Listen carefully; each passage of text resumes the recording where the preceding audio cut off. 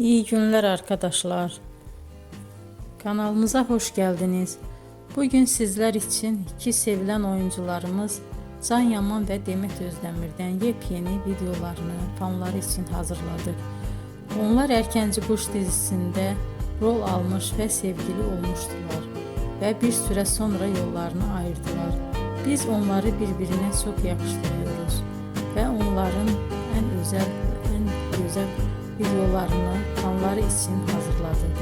Arkadaşlar, emeğinize saygı olarak yorum yazıp abone olmanızı diliyorum. Herkese iyi günler. Hoşça kalın.